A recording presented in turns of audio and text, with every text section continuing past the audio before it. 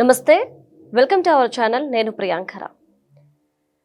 జగన్మోహన్ రెడ్డి గారు రీసెంట్గా press meet పెట్టినప్పుడు కొన్ని జీవోస్ గురించి చెప్పారు. 746, 747. అప్పట్లో రాజశేఖర రెడ్డి గారు హిందువుల రక్షణ కోసం, హిందూ ఆలయాల రక్షణ కోసం తీసుకొచ్చిన జీవోలు. అప్పటి నుండే మా కుటుంబానికి, మాకు హిందువుల మీద భక్తి ఉండేది, గౌరవం ఉండేది అని జగన్మోహన్ రెడ్డి గారు చెప్తున్నారు. ఈరోజు అసెంబ్లీలో చంద్రబాబు నాయుడు గారు అసలు జరిగిన కథ ఏంటి అనేది, వీటికంటే ముందు తీసుకొచ్చిన జీవో ఏదైతే ఉందో రాజశేఖర రెడ్డి గారు దాన్ని చెప్పారు. దాని గురించి ఈరోజు మొత్తం డీటెయిల్స్ అన్ని బయటకు తీశారు. అయితే ఇప్పుడు కొన్ని అనుమానాలు వ్యక్తమవుతున్నాయి. ఎప్పుడైతే ఆ జీవోని తీసుకొచ్చారో అక్కడ హిందువుల వ్యతిరేకత అనేది పెరిగిపోయింది. ఇక్కడ రాజశేఖర రెడ్డి మరణానికి కూడా ఈ జీవోలే కారణమా అనే అనుమానాలు కూడా వ్యక్తమైనాయి. ఈ రోజు దీన్ని తవ్వి తీస్తుందే జగన్మోహన్ రెడ్డి గారు. సో అసలు ఏం జరిగింది అనేది తెలుసుకుందాం. నమస్కారం సార్. నమస్తే. జగన్మోహన్ రెడ్డి గారు ఆ జీవోల గురించి మాట్లాడుండకపోతే చంద్రబాబు నాయుడు గారు ఈ రోజు రాజశేఖర రెడ్డి గారు హిందువుల విషయంలో చేసిన తప్పుని బయట పెట్టుండేవారు కాదు. తన తండ్రి పరువుని తానే తీయడానికి ఎందుకు సార్ జగన్మోహన్ రెడ్డి గారు ముందుకు వస్తున్నారు? ఇప్పుడు తన తండ్రి పరువా లేకపోతే జగన్మోహన్ రెడ్డి గారి పరువా అనేది పక్కన పెడితే, ఆ జీవోలకు సంబంధించినటువంటిది చంద్రబాబు నాయుడు గారు ఇప్పటివరకు ఎత్తలా. కాకపోతే జగన్మోహన్ రెడ్డి గారు 747, 746 జీవోల్లో ఏముంది అనేది తెలియజేస్తూ ఆయన బయట పెట్టారు. దాంతో చంద్రబాబు నాయుడు గారు అసెంబ్లీలో దానికి క్లారిటీ ఇవ్వాల్సిన పరిస్థితి ఏర్పడింది. అయితే దీనికి అంతటికంటే కూడా అసలు వెంకటేశ్వర స్వామి పవర్ఫుల్ ఎలా ఉంటారు అనేది భక్తులందరిలో ఒక అభిప్రాయం ఉంది. ఎందుకంటే ఆ రోజు తిరుమల అనేది 7 కొండలు కాదు 2 కొండలే అని చెప్పి జీవో ఇచ్చారు. ఆ కారణం చేతే పౌలార్కోటలో హెలికాప్టర్ ప్రమాదం జరిగిందని చెప్పి హిందూ భక్తులు చాలామంది భావిస్తూ ఉంటారు. అలాంటి కామెంట్లు కూడా చేసిన వాళ్ళు చాలామంది ఉన్నారు. ఆ జీవో కారణంగానే పౌలార్కోటలో క్యుములోనింబస్ మేఘాల రూపంలో ఆ ప్రమాదం జరిగింది. ఇదంతా కూడా 7 కొండల వాడి మహత్యం అని చెప్పేసి హిందూ భక్తులు, వెంకటేశ్వర స్వామి భక్తులు అనేక సందర్భాల్లో అనేక వేదికల మీద వాళ్ళ అభిప్రాయాన్ని వ్యక్తం చేశారు. అయితే ఇక్కడ హెలికాప్టర్ ప్రమాదం ఎందుకు జరిగింది అనేది ఈ జీవోతో క్లారిటీ వచ్చింది. ఒకటి. రెండు, అసలు ఈ జీవోలో ఏముంది, రాజశేఖర రెడ్డి గారు ఇచ్చినటువంటి జీవోలో ఏముంది, 2007 అనుకుంటా, ఐ థింక్ 2007 అప్పుడు ఇచ్చినటువంటి జీవో 746, 747 ఇవేంటంటే అన్యమత ప్రచారం చేయకూడదు, ఇతర పొలిటికల్కి సంబంధించినటువంటి యాక్టివిటీస్ చేయకూడదు, ఇవన్నీ ఇచ్చారు. బాగానే ఉంది ఆ 2 జీవోల్లో. అయితే ఆ 2 జీవోల కంటిన్యూషన్లో జీవో 338 అనేది ఒకటి ఇచ్చారు. ఈ 338లో ఏముందనంటే, తిరుమల తిరుపతి దేవస్థానం యొక్క పరిధి దాదాపుగా 27.5 చదరపు కిలోమీటర్ల పరిధిని నిర్ధారిస్తూ 2 కొండల వరకే, 7 కొండల స్వామి ఆ టెంపుల్ ఉన్నటువంటి 2 కొండల వరకే ఇది పరిమితము. మిగతా 5 కొండలు ఏవైతే ఉన్నాయో అవి అటవీ శాఖ అలాగే ప్రభుత్వ కార్యకలాపాలకు వాడుకోవచ్చు అని చెప్పి ఇచ్చారు. దాంట్లో 338 జీవో అదే చంద్రబాబు నాయుడు గారు బయటపెట్టింది.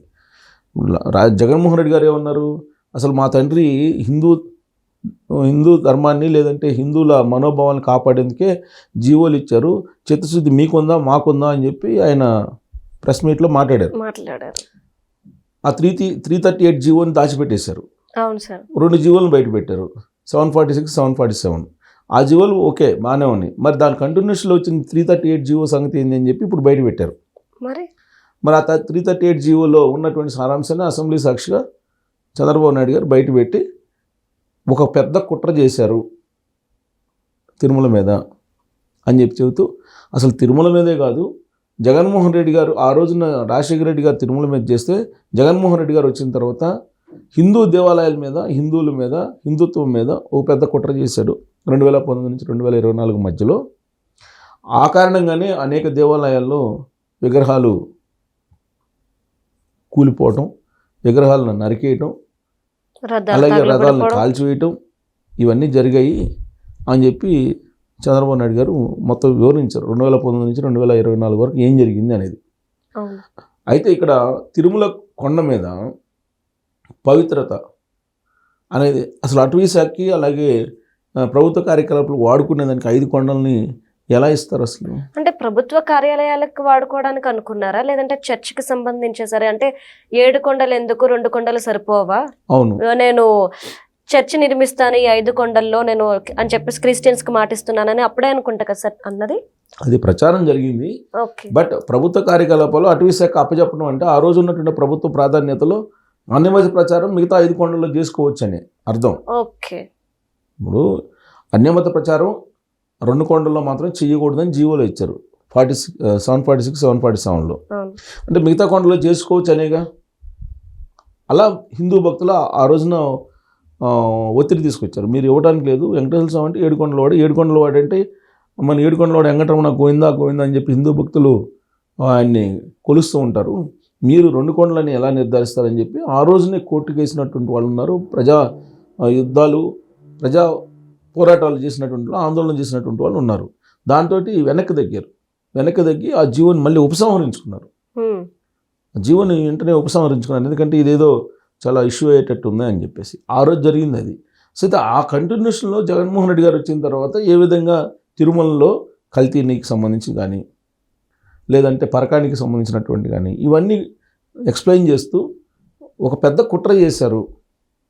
ఈ కుట్రకు కారణం ఏంటంటే జగన్మోహన్ రెడ్డి గారు క్రిస్టియన్ కాబట్టి హిందువుల్ని, హిందూ ధర్మాన్ని, హిందుత్వాన్ని ఆయన బలహీనపరచడం ద్వారా క్రిస్టియానిటీని పెంచేటువంటి ప్రయత్నం చేశారనే యాంగిల్లో చంద్రబాబు నాయుడు గారు ఎక్స్ప్లెయిన్ చేశారు.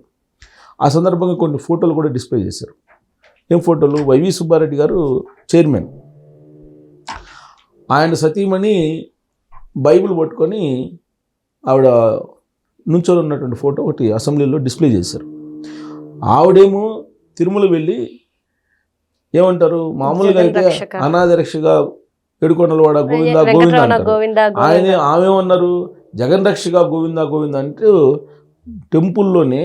టెంపుల్ పర్మిషన్స్లోనే ఆవిడ చేసినటువంటి నినాదాలు, వీడియోలు ఇవాళకి కూడా సోషల్ మీడియాలో ఉన్నాయి.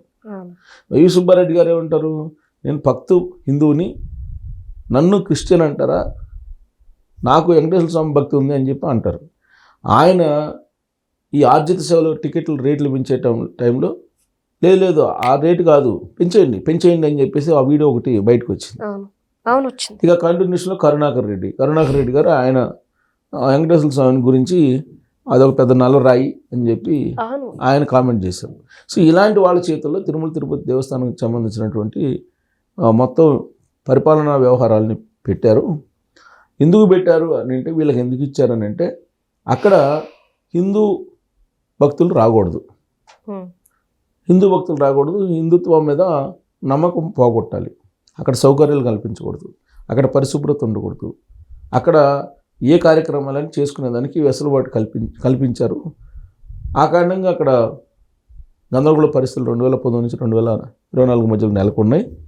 తాము అధికారంలోకి వచ్చిన తర్వాత అక్కడ పవిత్రతను కాపాడుతుంటాం, తన గొంతులో ప్రాణం ఉన్నంత వరకు తిరుమల విషయంలో దానికి పరిశుభ్రంగా ఉండటంతో పాటు అక్కడ పవిత్రతను కాపాడుతాను అని చెప్పి ఆయన ఎక్స్ప్లెయిన్ చేసి, ఎంత దుర్మార్గం చేసి కూడా ఇప్పుడు కల్తీ నెయ్యి విషయంలో ఇంత దుర్మార్గం చేసి అక్కడ కల్తీ నెయ్యి ఉందని చెప్పి తెలిసి కూడా చుక్క పాలు లేకుండా నెయ్యి తయారు చేశారు వీళ్ళు కూడా మళ్ళీ మాట్లాడుతున్నారు.